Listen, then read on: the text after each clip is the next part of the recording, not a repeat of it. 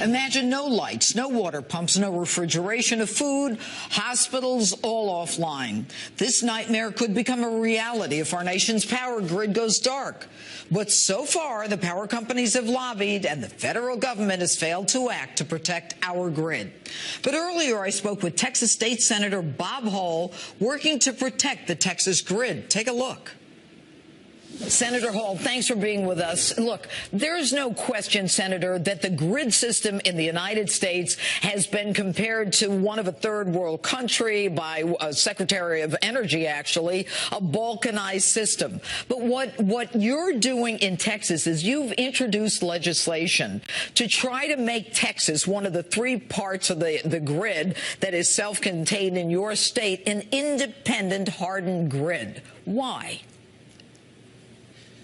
Well, the primary reason is that the Texas legislature has a responsibility to protect the liberties and freedoms of its citizens.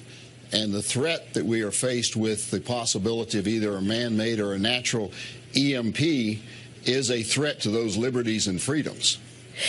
And your state of Texas is unique, Senator, in the sense that the grid is all within one state, contained within this state, and you actually have the ability to harden it. But why hasn't the federal government done this? Well, the federal government has, the Congress has made attempts to move in this direction, but the power industry, the electrical power industry, is an extremely powerful lobby, and they have promulgated a lot of myths and half-truths about the grid, and their influence apparently at the federal level is stronger on the Congress up there than the Congress's devotion to protecting the people of the United States. And, you know, Senator, it's something that Justice has been following for some time, and it's my understanding that most of the bills in Washington on the grid are dead due to the lobbying and the contributions to senators and congressmen by these electrical companies and power companies, which is really a sad commentary. But you have a particular background that brings you to this place. You were a captain in the Air Force, and that brings me to the issue of the military relying on the civilian grid. What would your bill do, at least for the people in Texas? Well, for the military installations in Texas and the people of Texas, our bill would move us towards an ever-increasing level of survivability of our electrical grid. And since the military installations use the same electric grid that the civilian population and manufacturing and industry does, it would provide protection in the event of either type of threat, so that the grid would be recoverable or would continue operating in the event of a threat.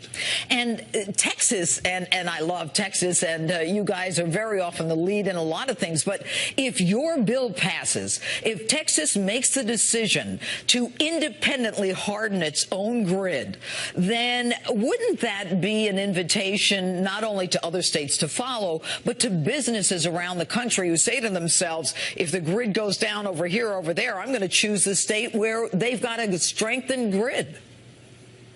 Oh, absolutely. And that's where I think the short-sightedness of the very aggressive lobby by the power company to keep this from happening just doesn't make sense, because by hardening the Texas electrical grid, it would be the most attractive economic step that the state could take to bring new businesses and manufacturing to Texas. And they say the cost of the federal strengthening of the grid would be $2 billion. What would it be for the state of Texas to strengthen their grid? Well, it's probably about 10 to 11% of that. So we're talking something between $200 and $300 million. Well, which is really nothing in terms of what it would save, both in terms of human lives as well as the military, as well as business in Texas. When is this happening, Senator? Quickly.